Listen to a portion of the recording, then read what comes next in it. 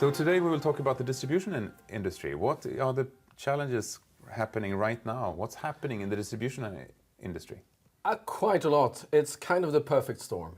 After the pandemic, with all the disruption in the supply chain, they are now in a situation where there is a big impact from the customers or consumers, B2B as well as B2C. It's a big impact from the marketplaces, the big ones like the Amazons.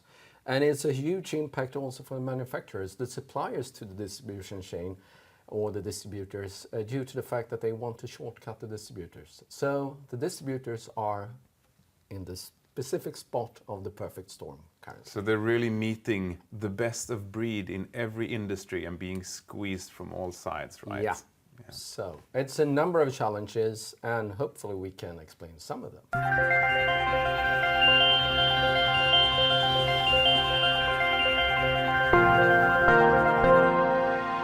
So we're here to have a joint podcast on the challenges and potential solutions and future of the distribution energy between Columbus and Infor. And my name is Henrik Leffler. I work in the Columbus Strategy and Change department. And with me, I have Håkan.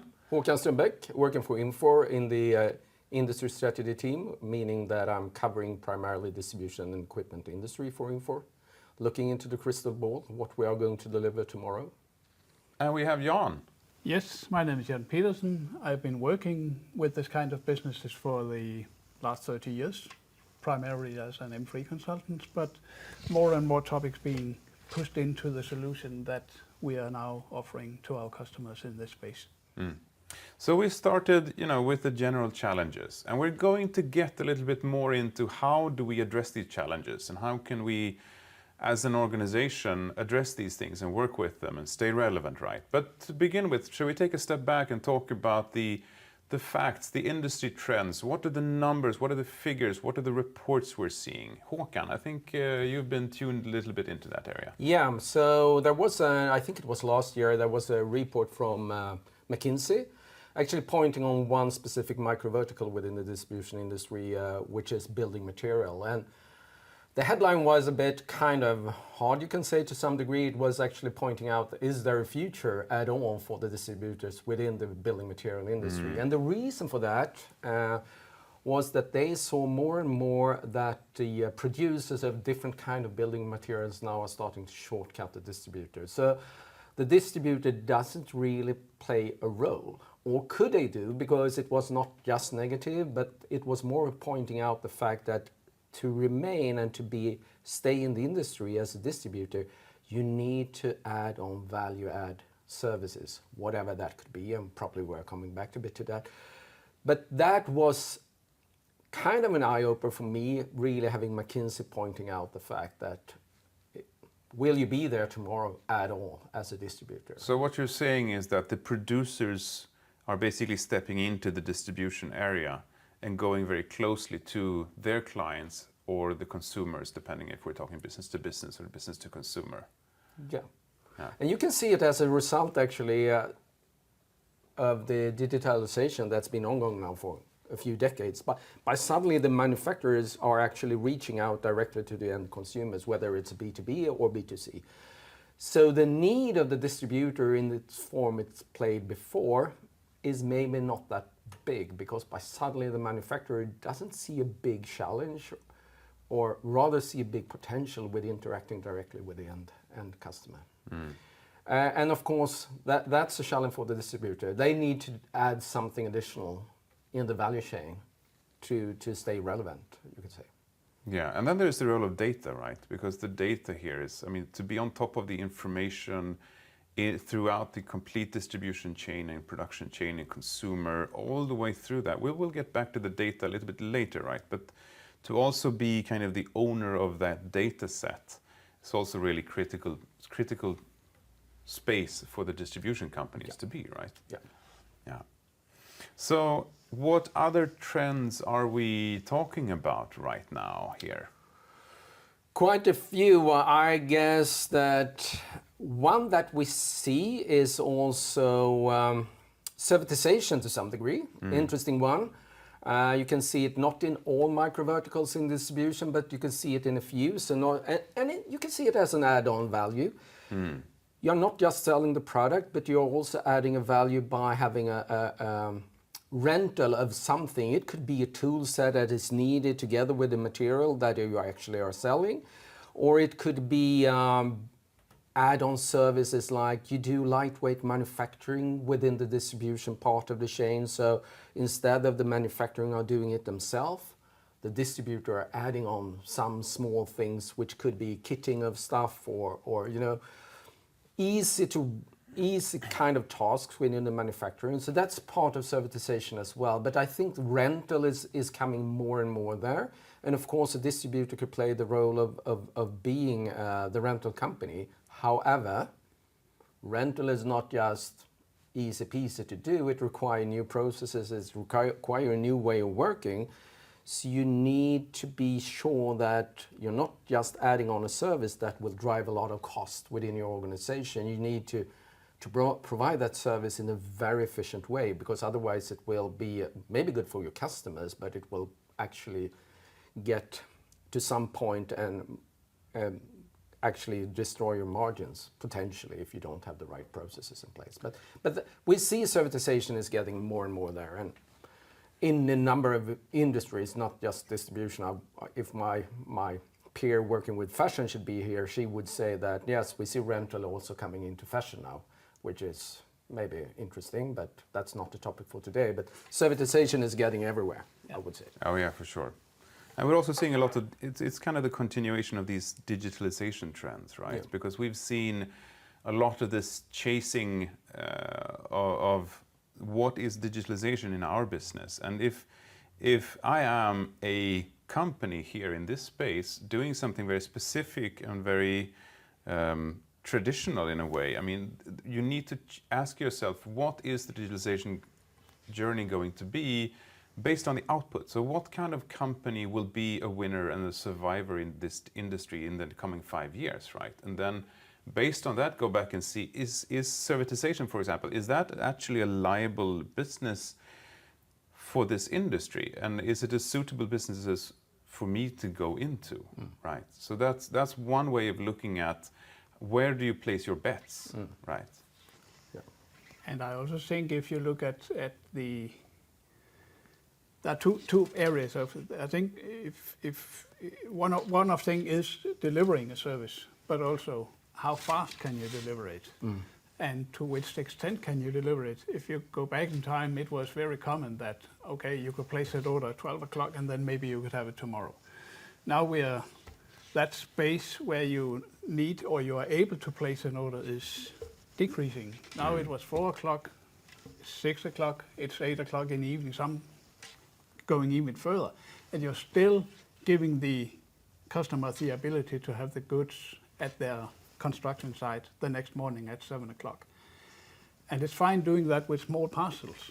Everyone can do that. We see that business to business. But if you need to move 5 tons, then you need to have a total other way of doing this stuff. And I think that's where the distributors still have a role to play, especially if you want to combine products from different suppliers and so on. So I think, yes, I agree with the trend, but they are not going to be disappearing neither today or tomorrow. But they need to, I totally agree, they need to be focused on what are we actually delivering to our customers, which someone will have a difficulty in delivering. Yeah. And we're starting to transition a little bit into kind of the omni-channel topic, right? Yeah. So, and I think that's a really interesting thing, that consumers are now getting used to buying from all kinds of online marketplaces and so on. And you cannot really protect yourself as an industry and think we're not Amazon, because everybody is challenged by Amazon, because that's how we as private citizens are used to doing business and buying things. So those expectations come. So if we talk about the kind of consumer client expectations, and then we can talk about internal perspectives and external perspectives on our own business, there is a lot coming from that direction, right? So we have the e-com and the omni-channel fulfillment, And I think Jan gave a good example with the kind of where you see B2B is starting to behave like B2C to some degree, and with the expectations of delivery time, which is a good value add if a distributor can do that kind of consolidation and deliver in time.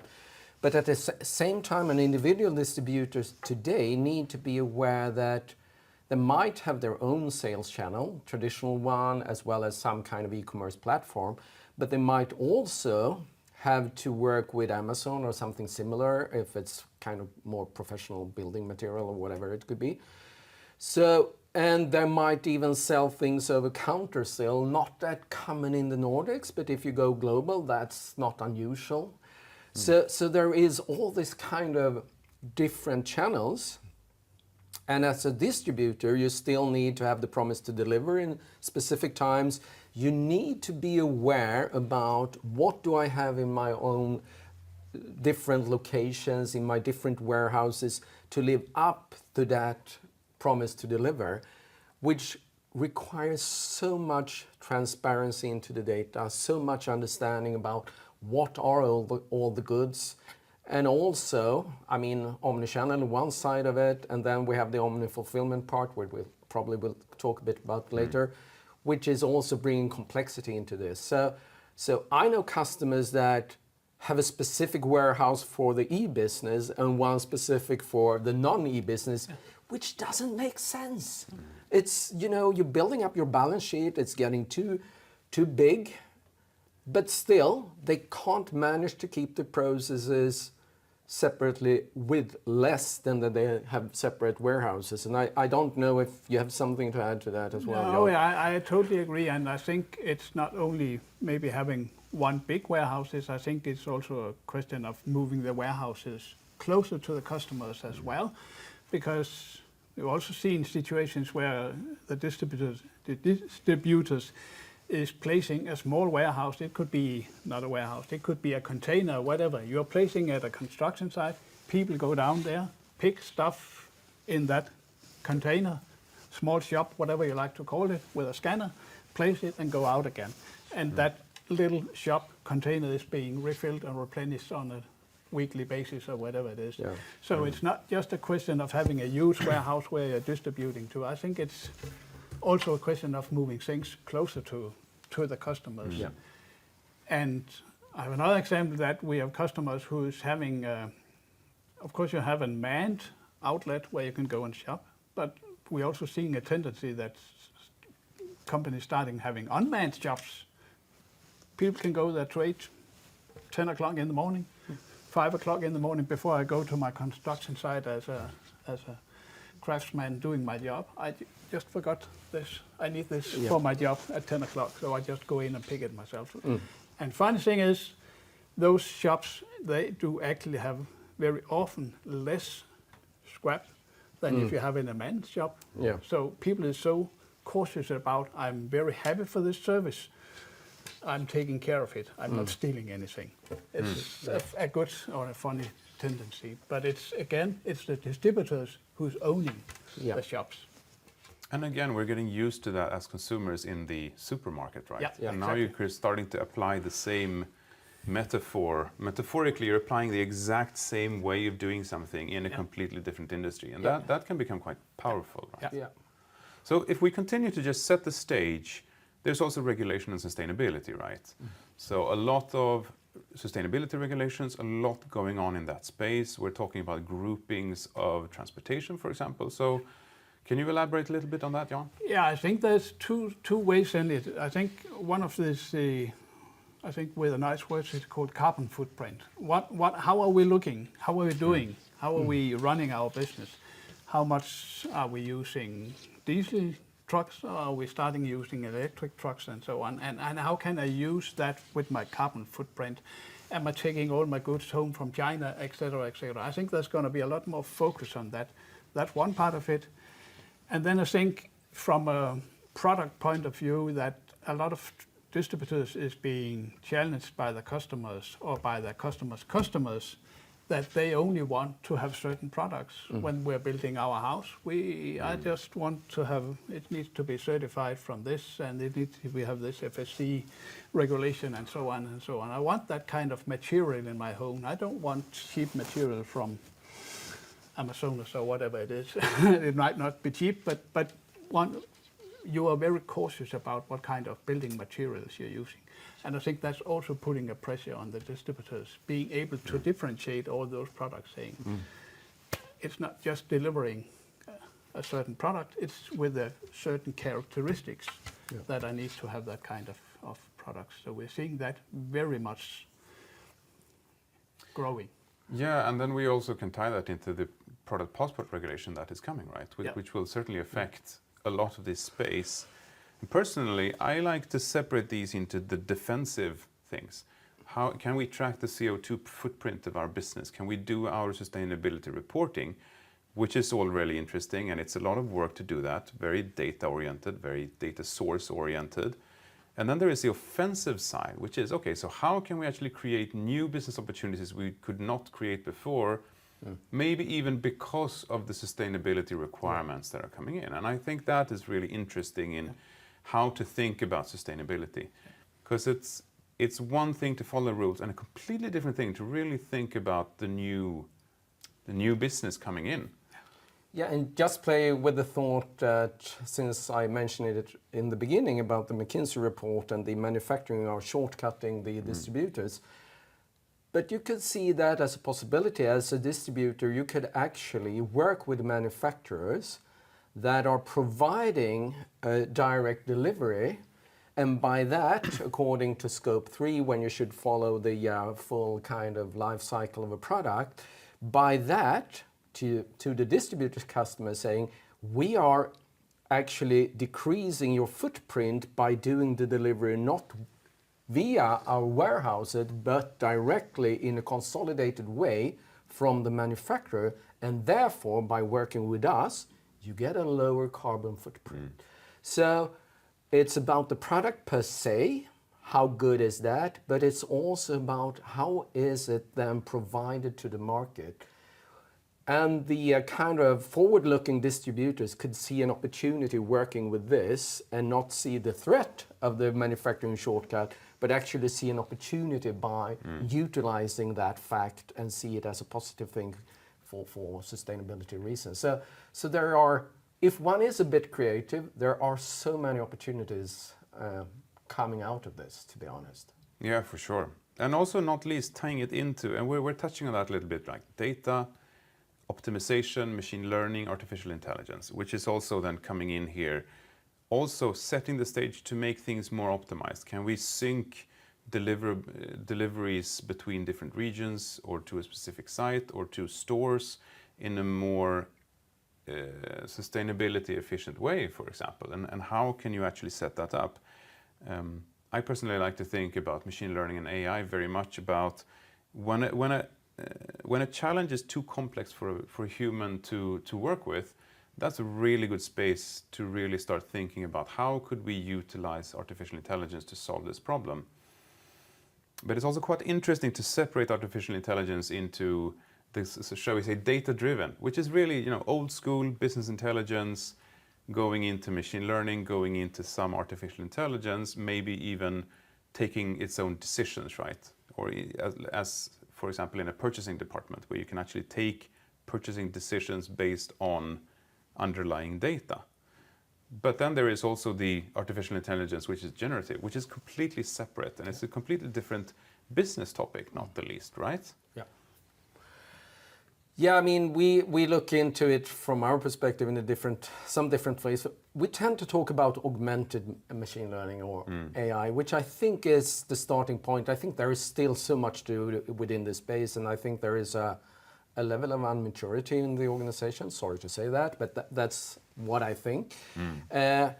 So an augmentation is about providing the people who's actually making the decisions to make their way of taking decisions easier, to provide them the right guidelines, the right information. And probably that is more of the starting point for machine learning. And typical use cases within distribution is around, product recommendation, pricing optimization, those kind of things. That's one hand of it. The other hand is much more about optimization, how to consolidate in the best way, how to build up your warehouses with the right level of SKUs, etc., in the most optimal way. How to, which is a very interesting topic, how to deal with returns in the best way, because a distributor in a return fashion, that's complex, especially if you consider omni-fulfillment and omni-channel. So how to optimize returns, and what should we do with the return? Should we actually let the customer, there was a quality issue with the product. Is it even worth to bringing it back? And should we do that optimization based on cost, customer satisfaction, CO2 footprint in a combination or separately? You can't do that kind of decision with your human brain. You need to build it up on machine learning. So there's quite a few good use cases that are, I wouldn't say easy to apply, but not that difficult to get into your business, given the fact that you have the quality of data and the right data and those small minor things, to put it that way. we are back to the very old one with Yeah. the quality of data, and that's also the underlying. Yeah, that's really the segue Sometimes into a the little how, bit right? of the underlying problem of some of those AI solutions. That Yeah. We are back to. Yeah. Yeah, before you launch your rocket to you get need- to the moon, you you need to build You need to have, and the you plate, need to be right? assured that you have good data for what you are trying to measure and what Yeah. you're trying to achieve. I totally agree. But that's been the discussion for the last 25 years. Yeah, or more, I would Or more say. even. So that was a great segue into the topic of how to actually get these things done and executed and gain business value, and at the end of the day get some bottom line results. So let's start with data. How could you start working with data? I think there's a tendency that people it might be too complicated. I think we have a lot of, and I think it's like this with everything else. It's something with crawl, walk, run.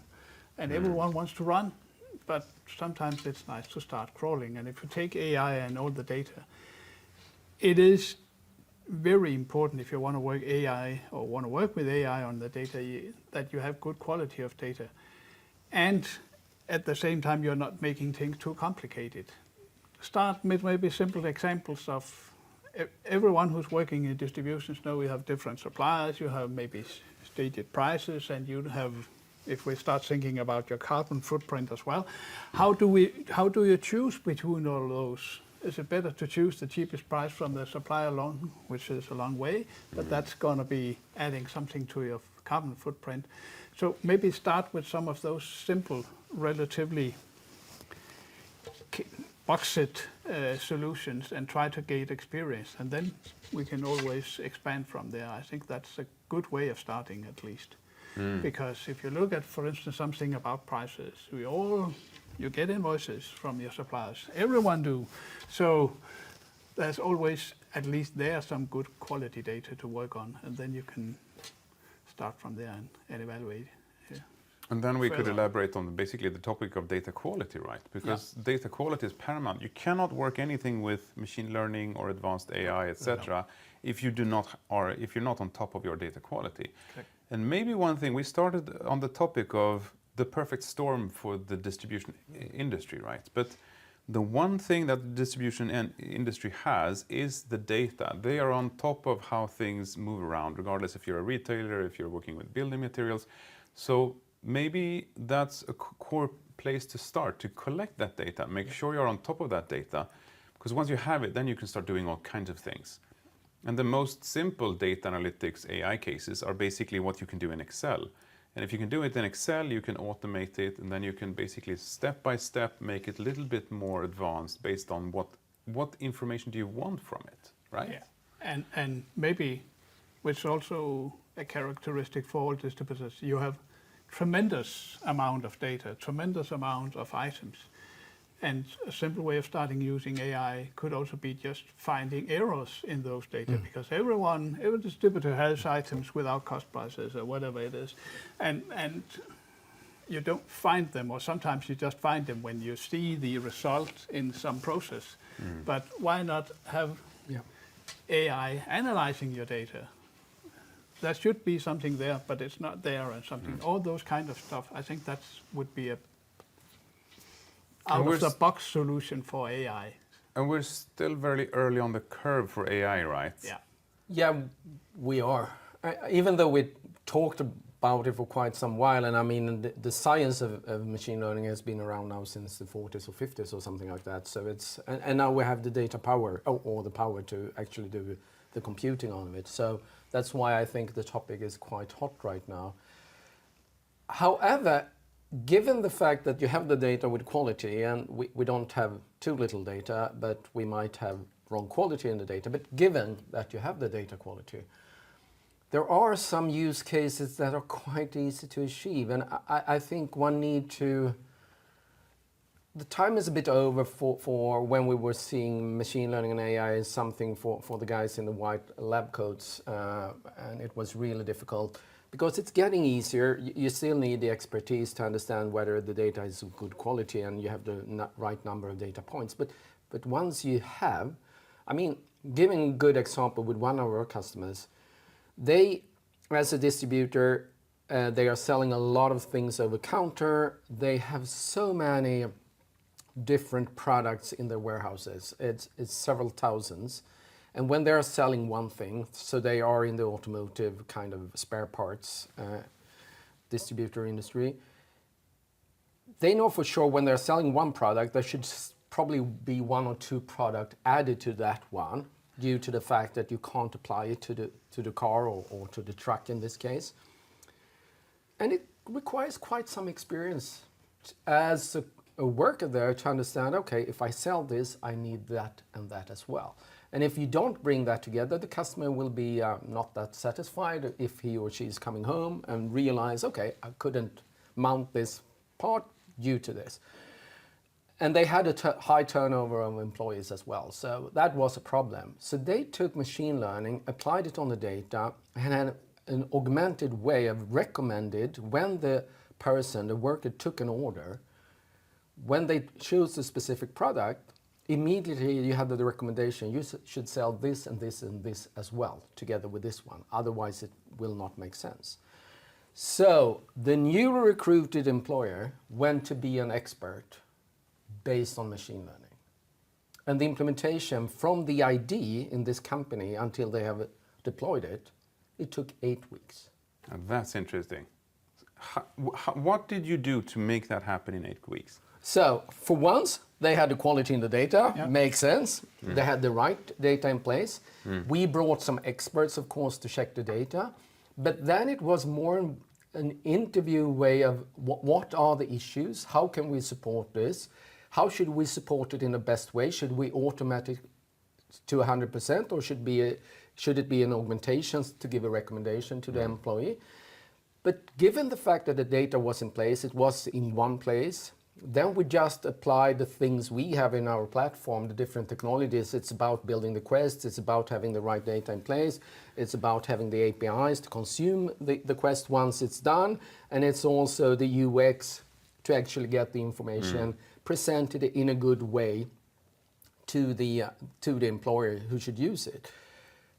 But since we're talking more and more about platforms that combine those different things, you as a company don't necessarily need to think about how should I stitch an integration platform together with a machine learning platform, together with a data lake, together with what and what and what. So the platform is actually accelerating kind of the approach to this, because as a consumer of the platform, you don't need to bring the bits and pieces together. That's what we are doing as a vendor, more or less. But it's also about coming up with the business outcome, right? Yeah.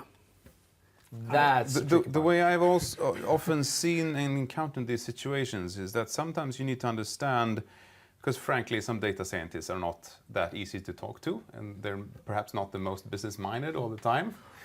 And in the business, you are really good at what you do in the business. So getting this mix happening can be really tricky, and get that innovation kind of thing happening is tricky. But then again, there are so many tools happening, and a lot of these tools nowadays are more like, it's like training a 3-year-old. You don't start from scratch. You can interpret text, you can interpret numbers, you can interpret pictures. But when you have these basic capabilities, how you tie them together into something that makes business sense is really the key to it, isn't it? And it's also sometimes, I have another example which is a little bit the same as you are. I know a company, they made some analysis of how their customers were ordering stuff. And you could drill that or see that in a very nice pattern, seeing which products is sold together. And then you realize this kind of customers, he's not buying, for instance, the fasteners from us. Why is he not doing that? Or in another situation, he's actually buying the wrong fasteners. Those which he's ordering, they are not intended to be used the way he's using them.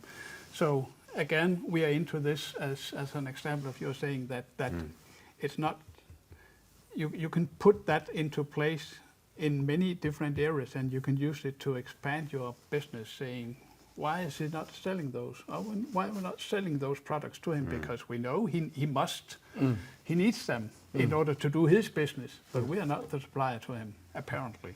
So you can get a lot of knowledge about those analysis which you are doing on. And that's on the innovation, basis. right? That's a little bit. Because it's a little bit like when we talk about digitalization, we talk about innovation. It sounds so big, it sounds so interesting and big, but I think innovation is really about the small things and creating what in behavioral sciences and psychology we talk about opening and closing behaviors. That you need to inspire your organization, and I'm talking to you as a manager or as anybody who basically has any role in any organization. You need to create a vision for what you want to do. If you want to go into a transformation, if you want to go into a change, or if you just want to stay in business, right? Because some of these AI tools, or a lot of them are talked about like do or die right now. And if you actually want to achieve some kind of transformation in your organization, you need to walk the talk in just highlighting that this needs to happen. You had a great example around truck production when we had coffee before. Yeah. And I think that's a way of, in the end, an innovative company is a company that's built a specific culture. And it's about being open. It's about actually making people proud of bringing ideas to the table, and not just bringing ideas, but also to see the ideas be fulfilled. So I've used to work for a truck company. They had this kind of, they gave away 10% of the first year's annual saving if someone brought an idea to the plate, and it was actually an idea that was implemented. So that meant that people who actually were working on the within the industry shop, doing the assembling of the truck, they had like a load of money every year because they felt seen, right? They felt seen. Yeah. They know that their ideas were taken into account, and they actually gained some financial benefits from it. And I think that is a way of building an innovative organization. In innovation, I mean, now we're talking a lot about machine learning. It could be just process improvements. It could be nearly anything. But to your point, I think innovations are becoming great when you involve people with different aspects. So you can't just work with innovation within the IT department, sorry guys, or in some specific parts of the organization. It needs to be a combination of the people that should actually use in the end the innovation, the ones that could fulfill it, which could be the data scientists if we are talking about machine learning, but it needs to be this combination. And I usually say an innovation should have fulfill three different aspects. It should be feasible, so it should be something that is actually possible to do. It should be viable. There need to be a business case, something solid. It need to be, giving the money back, and it need to be desirable. So the ones that should use it, they need to feel this is good for me.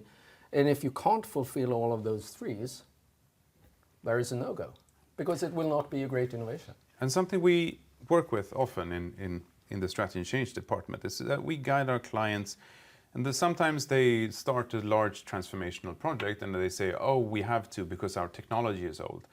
And that's really not asking the question why you want to do it, right? Why would you want to spend a lot of money on some system implementation if you don't know what you want to do? And that comes back to that image of being squeezed from all directions, right? To pick and choose, where do you want to be really good? Where do you want to defend your position? Where can you basically steal the good ideas of the processes of somebody else?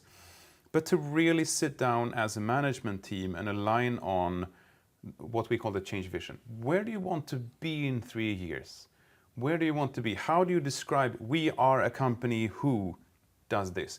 We have done this now. So you really put yourself in the mindset of having completed the transition, and then you kind of look back on what you did. And that, if you manage then to communicate that to your organization, you also create a sense of goal, of a direction, of where you want to go. And that in turn will mean that you understand as an employee, where does my company want to go? And then you can start having these more closing behaviors as well, right? To say, okay, but a closing behavior is basically, so how do we make this into a project? How do we actually make it concrete? How do we create gates? How do we create a business case?